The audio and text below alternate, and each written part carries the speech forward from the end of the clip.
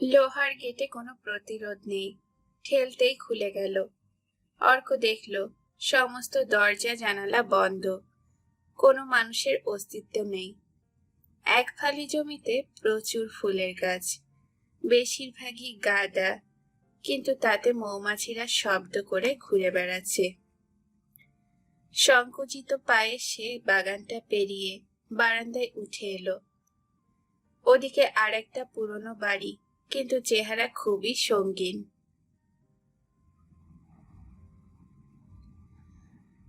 অর্ক পেছনে ফিরে তাকালো। রিকশাওয়ালারা রিকশা ঘুরিয়ে নিচ্ছে। বাড়ির দরজা অবধি ওগুলো আসতে পারে না রাস্তাটার জন্যে। অনিমেষ এবার এগিয়ে আসার চেষ্টা করছে, ওর পেছনে মাধবীলতা। অর্ক ঘুরে দরজার কড়া নাড়ল। শব্দটা মিলিয়ে গেল, কিন্তু কোনো সাড়া এলো না। দ্বিতীয়বার একটু জোরেই আওয়াজ করলো সে, কিন্তু সেটাতেও কোনো অবস্থার তারতম্য হলো না। অর্কর মনে হলো এই বাড়িতে কোনো মানুষ নেই। ততক্ষণে অনিমেষটা গেটের সামনে এসে দাঁড়িয়েছে। জিনিসপত্র বারান্দাতেই রেখে অর্ক এগিয়ে এলো তাদের কাছে। কেউ সাড়া দিচ্ছে না। অনিমেষ তখন বাড়িটার দিকে নিষ্পলক তাকিয়েছিল। প্রশ্নটা শুনে চমকে উঠল। ওরা বোধহয় এদিকে কেউ নেই। তুই এক কাজ কর, ওই যে ছোট বাড়িটা দেখছিস, ওর গা ঘেঁষে একটা ছোট পথ আছে, ওখানে গিয়ে ডাক। মাধবীলতা চাপা গলায় বলল, প্রত্যেককে প্রণাম করবি। অর্ক হাসল, তারপর এগিয়ে গেল ছোট বাড়িটার দিকে। এই দিকটায় বোধহয় কেউ আসা যাওয়া করে না। আগাছায় পথ ঢেকে গেছে। বাড়িটার এদিকে তারের নিচু বেড়া, তারপর নানান গাছের ভিড়। অর্ক খানিকটা যাওয়ার পর সরু পথটার শেষে একটা টিনের দরজা দেখতে পেল। সেটাতে আওয়াজ করতে গিয়ে মনে হলো ঠেলতেই খুলে যাবে। হয়তো ভেতর থেকে শেকল ঠিক মতন দেওয়া ছিল না, তাই অর্ক সহজেই উঠোনটায় চলে এলো। এক চিলতে বারান্দা, তারপর অনেকটা খোলা জমি। সেই জমিতে ইতস্তত করে কিছু গাছ আর টাঙ্গানো তারে কাপড় শুকোচ্ছে। অর্ক একটু দাঁড়ালো। ওদিকে বড় বাড়িটায় লম্বা বারান্দা দেখা যাচ্ছে, কিন্তু কাউকেই চোখে পড়ল না। কাপড় যখন শুকোচ্ছে তখন নিশ্চয়ই মানুষ আছে। সে একটু গলা তুলে জিজ্ঞাসা করলো, কেউ আছেন? সঙ্গে সঙ্গে ক্ষণক্ষণে গলায় তীব্র চিৎকার ভেসে এলো, কে? বাড়ির মধ্যে কে?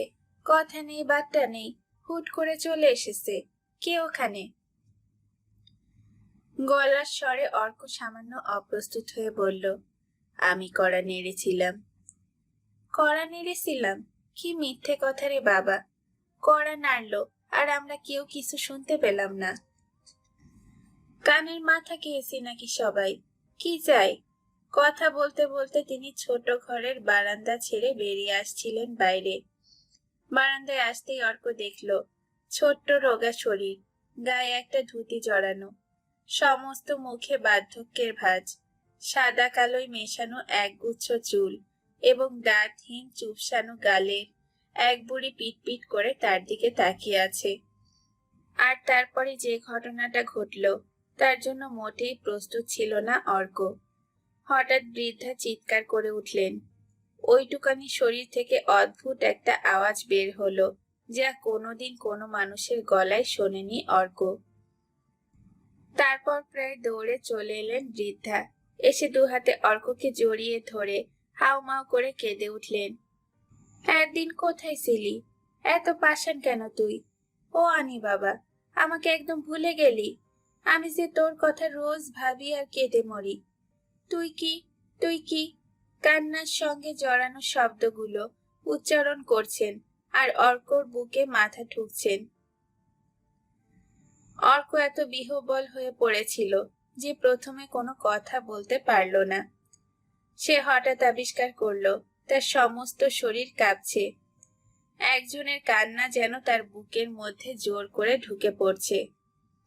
বৃদ্ধার মাথা তার বুকের অনেক নিচে, কিন্তু সেই অবস্থায় তিনি দুহাত বাড়িয়ে ওর মুখ স্পর্শ করলেন। অনি বাবা, তুই শেষ পর্যন্ত ফিরে এলি। আমি জানতাম তুই ফিরে আসবি। একদিন আসতেই হবে।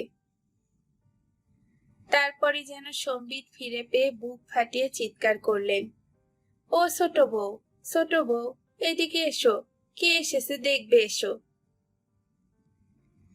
ঠিক তখনই খুব কাছ থেকে একটি স্বর ভেসে এলো, তুমি কে? অর্ক দেখল বড় বাড়ির বারান্দায় একজন মাঝ বয়সী মহিলা স্থির হয়ে দাঁড়িয়ে আছেন। তার মুখ শক্ত, চোখ যেন পরীক্ষা করছে। প্রশ্নটা তিনিই করলেন। বৃদ্ধা হেসে কেঁদে একসার হলেন, ও মা, একে চিনতে পারছো না? হাই কপাল, এই যে আমাদের অনি এসেছে।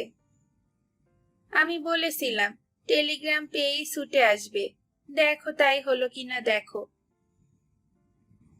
মহিলা বললেন, না, এ অনিমেষ নয়। আপনি খেয়ালই করছেন না ওর বয়স কত। আপনি সব ভুলে গেছেন। ওর চেহারায় অনিমেষের শুধু একটু আদল আছে। তুমি কি? প্রশ্নটা করতে গিয়ে থেমে গেলেন উনি। বৃদ্ধার হাত তখনও অর্ককে জড়িয়ে। সেই অবস্থায় বিস্ময়ে তিনি তাকালেন। অর্ক বুঝতে পারছিল ওর হাত দুটো একটু শিথিল হয়ে যাচ্ছে। অর্ক এবার নিচু হয়ে বৃদ্ধাকে প্রণাম করে মহিলার দিকে এগিয়ে গেল প্রণাম করতে। মহিলা বোধহয় দ্বিধায় ছিলেন প্রণাম গ্রহণ করবেন কিনা, কিন্তু তার আগেই অর্ক সেটা সেরে ফেলল। আমার নাম অর্ক, আমরা এইমাত্র কলকাতা থেকে আসছি। বাবা মা বাইরে দাঁড়িয়ে আছে।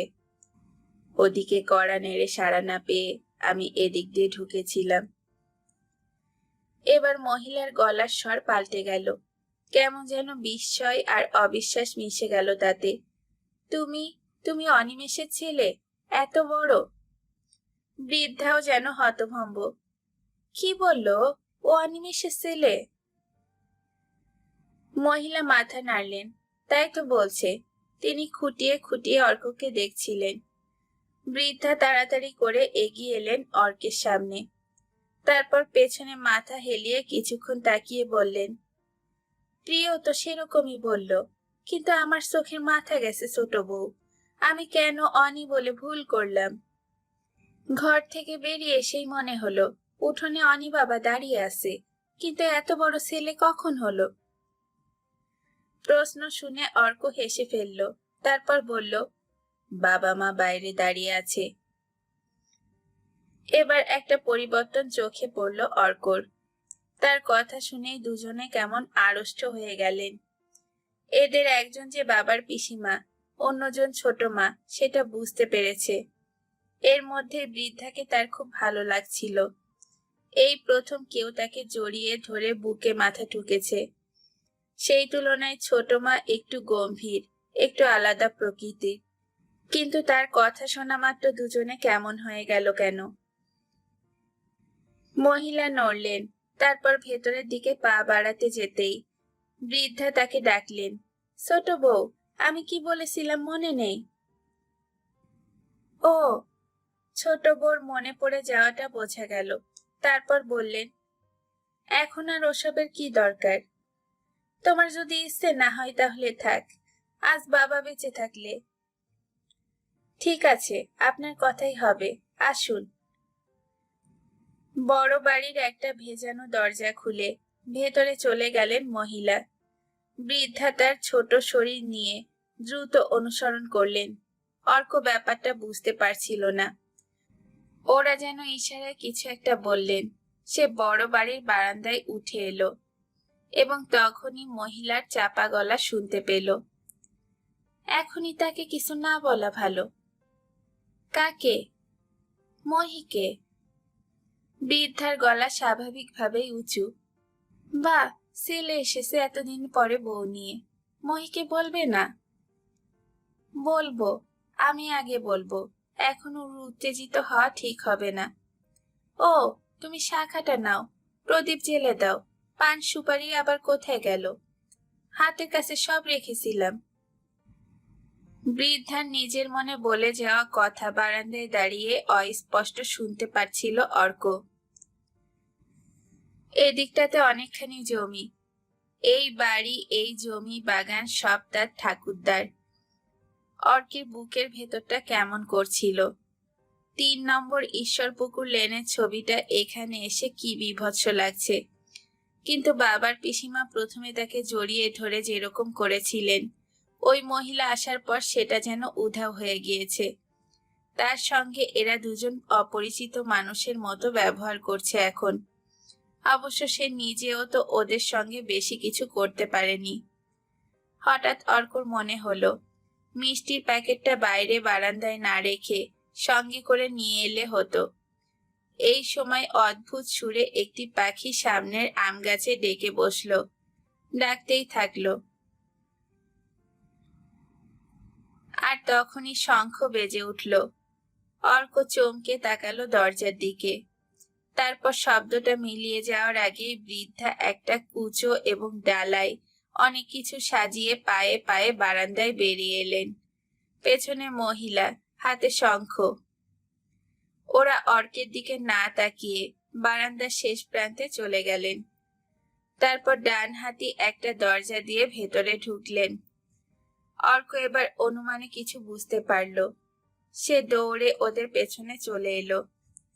একটা ছোট ঘর পেরিয়ে আর একটা বড় ঘরের মধ্যে ঢুকে বন্ধ দরজার সামনে বৃদ্ধা তার হাতের জিনিসগুলো সাবধানে নামিয়ে রেখে মহিলাকে ইশারা করলেন। মহিলা ইঙ্গিতে দরজাটা খুলতে বলতেই বৃদ্ধা চট করে খিল নামিয়ে অনেক দূরে সরে এলেন, ঠিক অর্কের সামনে। তারপর নিজের মনেই বললেন, শুভ কাজে বিধবার থাকতে নেই, শাক বাজাও, তারপর বরণ করো। এক হাতে শাক বাজাতে বাজাতে অন্য হাতে দরজার পাল্লা খুললেন মহিলা। বন্ধ ঘরে শাকের আওয়াজ কয়েক গুণ বেড়ে গেল। আর তখনই অর্কের কানে একটা গঙ্গানি ভেসে এলো। কেউ যেন প্রাণপণে কিছু বলতে চেষ্টা করছে কোথাও। বৃদ্ধা অর্কের দিকে মুখ ফিরিয়ে ফিসফিসিয়ে বললেন, মহি কথা বলতে পারে না, শব্দ হচ্ছে বলে এরকম করছে। দরজা খুলে যেতে ঘরে দাঁড়িয়ে অর্ক বারান্দাটা দেখতে পেল। ওদের জিনিসপত্র, মিষ্টির প্যাকেট এবং একটা ক্রাশ চোখে পড়ল। মহিলা শাক বাজাতে বাজাতে দুপা এগিয়ে গিয়ে থেমে গেলেন। অর্ক দেখল পাথরের মতো মনে হচ্ছে তার মুখ। শঙ্খ নেমে এলো নিচে। তারপর অন্য হাতে মুখ চাপা দিয়ে ডুকরে কেঁদে উঠলেন তিনি। বৃদ্ধা বাইরের কিছুই বোধহয় দেখতে পাননি। মহিলার কান্নায় বিন্দু মাত্র বিচলিত না হয়ে বললেন, আহ, পরে কেঁদো, বরণের সময় কান্নাকাটি কেন? বরণ করো, বরণ করো। শাক নিচে নামানো হলো এবং বোধহয় বৃদ্ধার কথায় শক্তি খুঁজে পেলেন মহিলা। বরণ ডালা তুলে নিয়ে পায়ে পায়ে বেরিয়ে গেলেন। আর তখনই ওরা অনিমেষের গলা শুনতে পেল। এখন এসবের কি দরকার ছিল? বাবা কেমন আছে? আছে, এসো তোমরা, মহিলার গলা শুনতে পেল। আহা থাক, অনিমেষ বলল, আমি প্রণাম করতে পারি না। এসো, ভেতরে এসো। মহিলা বরণ ডালা নিয়ে শাক তুলে ঘরের মধ্যে ফিরে আসতেই বৃদ্ধা চট করে সরে গেলেন ওপাশে। সেখানে একটা খাটের ওপর পা ঝুলিয়ে বসলেন। বারান্দায় ক্রাচের শব্দ হলো। তারপরই দরজায় অনিমেষ। সরাসরি বৃদ্ধার দিকে তাকিয়ে অনুযোগের ভঙ্গিতে বলল, অনেকক্ষণ বাইরে দাঁড় করিয়ে রেখেছিলে। সঙ্গে সঙ্গে বৃদ্ধার মুখ কুঁচকে গেল। ছোট চোখে তিনি অনিমেষকে দেখলেন। তারপর ইশারায় মহিলাকে জিজ্ঞাসা করলেন, খেয়ে? অর্কর হাসি পাচ্ছিল। বুড়ি ভালো করেই জানে তার সামনে কে দাঁড়িয়ে আছে, তবু এমন ভঙ্গি করছে। ততক্ষণে মাধবীলতা এগিয়ে গেছে। অনিমেষের পাশ কাটিয়ে ঝুঁকে হেমলতাকে প্রণাম করল। হেমলতা তার মাথায় হাত রাখলেন। রেগে বিড়বিড় করে কিছু বললেন নিজের মনে, এবং সেটা করতে করতেই তার শরীর কাঁপতে লাগলো। অনেক কষ্টে নিজেকে সামলে নিয়ে আবার সামনে তাকালেন। তুমি অনিমেষ? হ্যাঁ। অনিমেষ অবাক হলো। কেন, তুমি চিনতে পারছো না? নীরবে মাথা নাড়লেন হেমলতা। তারপর ছোট মার দিকে তাকিয়ে বললেন, সত্যি হে অনিমেষ, সত্যি বউ? ছোট বউ তখন এক দৃষ্টিতে অনিমেষের পায়ের দিকে তাকিয়েছিলেন। শেষে ঘাড় নেড়ে বললেন, দাঁড়িয়ে কেন, এসো বসো। একটা বেতের চেয়ার এগিয়ে দিলেন তিনি। অনিমেষের সত্যি কষ্ট হচ্ছিল দাঁড়াতে, বসতে পেরে বেঁচে গেল। সে লক্ষ্য করছিল পিসিমাকে প্রণাম করার পর মাধবীলতা কেমন সিটিয়ে দাঁড়িয়ে আছে। এখন পর্যন্ত কেউ তার সঙ্গে কথা বলেনি। সে তুলনায় অর্ককে খুব স্বাভাবিক লাগছে। তার মনে পড়ল, এখন পর্যন্ত বাবার কথা জিজ্ঞাসা করেও সে ছোট মার কাছ থেকে কোনো উত্তর পায়নি। তাছাড়া এত বছর পরে এখানে এসে নিজেকেই কেমন অপরিচিত ঠেকছে। এই মানুষগুলোর সঙ্গে যেন অনেক দূরত্ব বেড়ে গিয়েছে তার। তবু আবহাওয়া সহজ করার জন্য সে সক্রিয় হলো।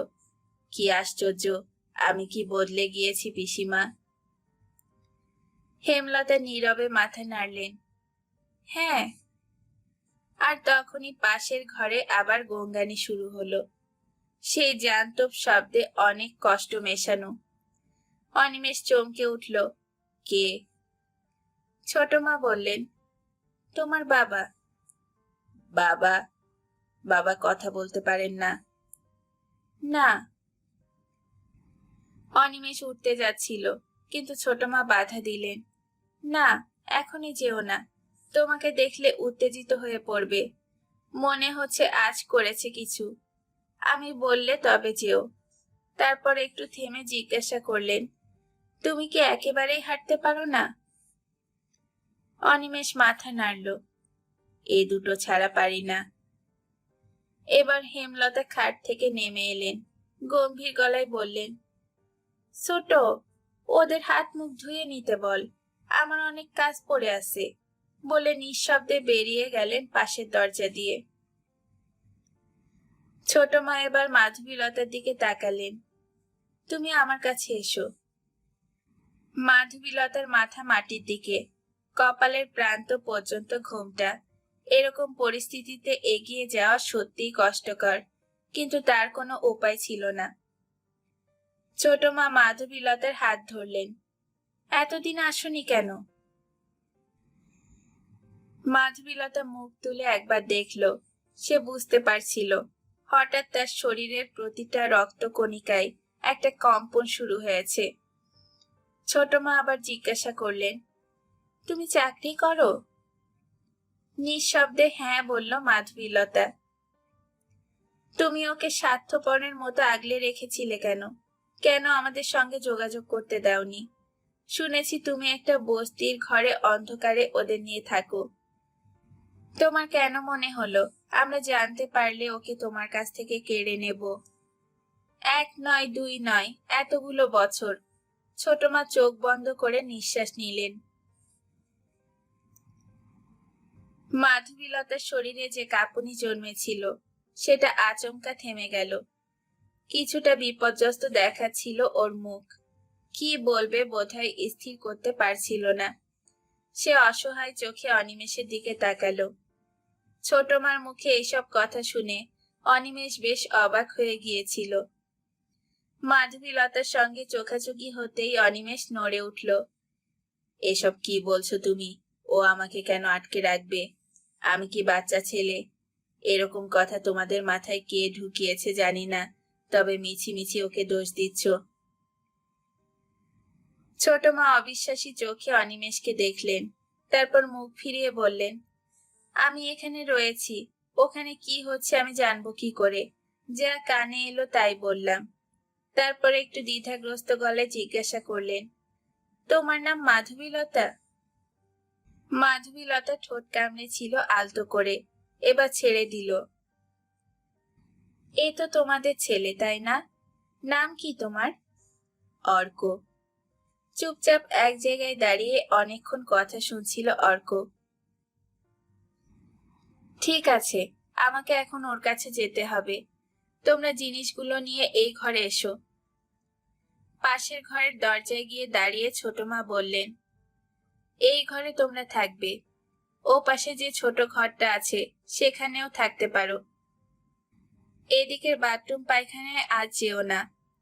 ও পাশে উঠোন ছাড়িয়ে যেটা আছে সেটা ব্যবহার করতে পারো। তারপরে খেয়াল হলো অনিমেষের দিকে তাকিয়ে, তুমি কি একা ওসব করতে পারো? অনিমেষ গম্ভীর গলায় বলল, চেষ্টা করতে হবে। ছোট মা কেমন একটা হাসি হাসলেন।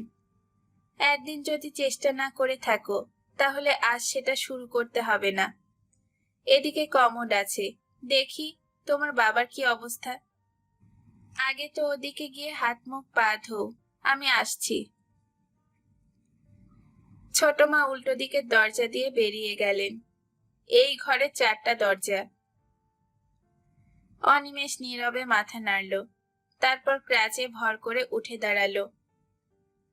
চলো ঘর দখল করা যাক। অর্ক, জিনিসপত্রগুলো ও ঘরে নিয়ে চল। দখল শব্দটা কানে যাওয়া মাত্র অবাক হয়ে তাকালো মাধবীলতা। অনিমেষের মুখে এই শব্দটা কানে কট করে লাগলো তার। তাছাড়া একটু আগে শোনা অভিযোগগুলো এখনো ছুঁচোর মতো বিচ্ছে। যদিও অনিমেষ বোঝবার চেষ্টা করছে, কিন্তু এখানকার সবাই তার সম্পর্কে যে ধারণা পোষণ করে তা বোঝা গেল। অনিমেষ এই ঘরে ঢুকে গেল দেখে তাকেও যেতে হলো। ঘরটি বড়, একটি বিছানা, 3টি জানালা। ঘরের এক পাশে আলনা ও একটি চেয়ার আছে। অনিমেষ সেটিতে শরীর রেখে বলল, সুটকেস খাটের তলায় ঢুকিয়ে দে, ঘরটা বেশ ভালো আছে তাই না? অর্ক হাসলো, চমৎকার, যত দেখছি তত আমাদের 3 নম্বরের কথা মনে পড়ছে। এই বাড়িতে তুমি ছিলে? অনিমেষ মাথা নাড়ল, কিন্তু তখন কমর ছিল না এ বাড়িতে। অর্ক ওপাশের দরজা দিয়ে উকি মারল, বা এই ঘরটাও ভালো, আমি এখানেই থাকবো বাবা। ওখানে খাট আছে? আছে। অর্ক ঘরটায় ঢুকে গেল। অনিমেষ দেখল মাধবীলতা স্থির হয়ে দাঁড়িয়ে আছে। সে বুঝতে পারল এবং বলল, এই একটু হাত মুখ ধোয়ার ব্যবস্থা করো।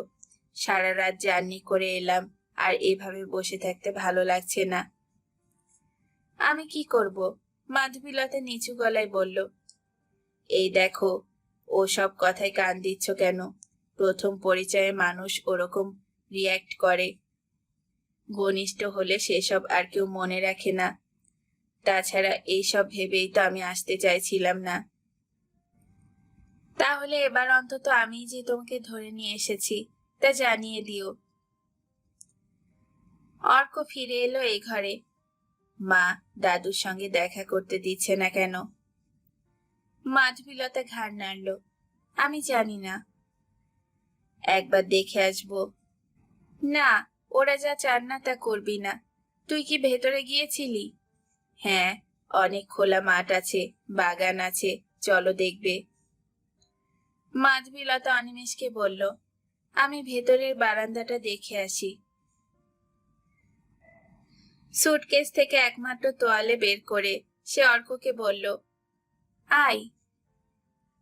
মাঝের ঘর পেরিয়ে ওরা যে ঘরটায় ঢুকলো তাতে জিনিসপত্র ঠাসা। অর্ক বলল, ওপাশে ঠাকুর ঘর। ছোট মা তো বাবার সৎ মা, তাই না? মাধবীলতা চাপা গলায় ধমকালো, চুপ কর। বারান্দায় বেরিয়ে এসে মাধবীলতার চোখ জুড়িয়ে গেল। সত্যিই বড় বাগান, কিন্তু বোঝা যাচ্ছে অনেকদিন কেউ যত্ন করেনি। পাখি ডাকছে অনেকগুলো একসঙ্গে। কুয়োতলার পাশেই বাথরুমটা নজরে এলো। অর্ক বলল, মা আমাকে তোয়ালেটা দাও, আমি চট করে সেরে নিচ্ছি। মাধবীলতা বলল, তুই 1 বালতি জল ওই বারান্দায় নিয়ে রাখবি, তোর বাবা বোধহয় সিঁড়ি ভেঙে এতটা নামতে পারবে না। অর্ক ঘাড় নাড়ল, তারপর বাথরুমে গেল। মাধবীলতা চুপচাপ দাঁড়িয়ে ছিল বাগানে। একটা শালিক রাজেন রানীর ভঙ্গিতে হেঁটে এসে ঘাড় ঘুরিয়ে তাকে দেখল। হঠাৎ মাধবীলতার বুকের ভেতরটা হু হু করে উঠল, যেন সমস্ত কলিজা নিংড়ে ফেলছে কেউ। অনেক কষ্টে কান্নার ফোয়ারাটাকে চেপে সামলালো সে। খুব একা লাগছে, ভীষণ নিঃসঙ্গ। হাতের তেলোয় চোখ মুছল সে। কতদিন পরে কান্না এলো, অথচ বুক খুলে কাঁদাও গেল না। সে কুয়োতলায় এসে দাঁড়াতেই বাঁদিকে রান্নাঘরের দরজা খোলা দেখতে পেল। কয়েক পা এগোতেই কথা শুনতে পেল সে। একদম দরজার কাছেই চলে এসেছিল মাধবীলতা। ঘরের মধ্যে দুজন কথা বলছেন। একজন যে হেমলতা তা বুঝতে অসুবিধে হলো না। বুঝলি, অনি ছেলেবেলায় লুচি খেতে ভালোবাসতো। আমার তো ঘি নেই, একটু ডালডা পড়ে আছে, তাই দিয়ে ভেজে দেই। ছেলেটা এখন খেতে পারে কিনা কে জানে, চেহারা তো হয়েছে হাঁস জিরজিরে। হা করে তাকিয়ে দেখছিস কি? বাড়িতে বউ এলো, নতুন বউ, আমাদের অনির বউ, কিন্তু কিভাবে এলো? আজ যদি মাধুরী থাকতো তাহলে। ডুকরে উঠলেন হেমলতা। মাধবীলতা দরজায় ততক্ষণে পাথরের মতো দাঁড়িয়ে। এখান থেকে সরে যাওয়া উচিত। দুজন মানুষের নিভৃত আলাপ শোনা অবশ্যই অপরাধ, কিন্তু সে পা ফেলতে পারছে না কেন? হেমলতা সামলে নিয়েছেন। তুই বউ দেখেছিস? ঢেরে বউ, বিরাট বড় ছেলে আছে। ছোটখাটো ছেলে মানুষ বউ হলে শিখিয়ে পড়িয়ে নেওয়া যেত। একে পোষ মানাবে কে? শিক্ষিতা মেয়ে, এমএ পাস। প্রিয় যাওয়ার আগে বলে গেল না? আর তখনই অর্ক বাথরুম থেকে বের হলো। বেরিয়ে মাকে দেখতে পেয়ে বলল, আমি এই জামা প্যান্ট ছেড়ে ফেলেছি, স্নানের সময় কেচে দেবে। তোয়ালে বাথরুমে রইল। তারপর এক বালতি জল নিয়ে উঠোন পেরিয়ে বড় বাড়ির বারান্দায় রেখে ভেতরে চলে গেল। কে ওখানে? কে দাঁড়িয়ে? রান্নাঘরের ভেতর থেকে চিৎকার করে উঠলেন হেমলতা। মাধবীলতা চমকে উঠে দ্রুত চলে যাওয়ার কথা ভেবেও পারল না। পিসিমা বুঝতেই পারবেন যে সে এখানে দাঁড়িয়েছিল। নিচু গলায় সে সাড়া দিল, আমি আমি এদিকে এসো, দরজায় এসে দাঁড়াও। ধমকে উঠলেন হেমলতা। পা ভারী হয়ে গেল, কিন্তু আদেশ অমান্য করার উপায় নেই। দরজায় পৌঁছে অবাক হয়ে গেল সে। উনুনের পাশে হেমলতা ময়দা মাখছেন, আর তার মুখোমুখি বসে আছে একদম সাদা একটা বেড়াল। হেমলতা কি এতক্ষণ ওর সঙ্গে কথা বলছিলেন? পিট পিটিয়ে মাধবীলতাকে আবিষ্কার করে হেমলতা বললেন, ও তুমি ওখানে কি করছিলে? বাথরুমে যাব তাই। বাথরুমে? এ বাথরুমে কি আসতে বললো তোমাকে? উনি বলতে গিয়েই থমকে গেল সে। বলল, ছোট মা। কেন? ওদিকে তো বাথরুম রয়েছে। তার যা পায়ের অবস্থা, তাতে আসতে পারবে? তাছাড়া জল ধরা আছে, ছোঁয়াছুঁই হলে আমার ভালো লাগবে না। তোমার নাম মাধবীলতা? তোমার শাশুড়ির নাম জানো? হ্যাঁ। এদিকে এসো, বলেই উঠে দাঁড়ালেন তিনি। মাধবীলতা অবাক হয়ে গেল। কথাবার্তা যে খাতে চলছিল আচমকা যেন পাল্টে গেল। সে এক পা এগিয়ে বলল, আমার ট্রেনের জামা কাপড় বাসি। ও, এখনো ছাড়োনি কেন? এ অস্থির বেশিক্ষণ বাসি কাপড়ে থাকতে নেই, জানো না? মা বাপ নেই? মাধবীলতা মাথা নাড়ল। আছেন। অনি যায় তাদের বাড়িতে? না। কেন? মাধবীলতা মুখ ফেরালো। যা সত্যি তাই বলাই ভালো। সে হেমলতার দিকে আবার তাকালো।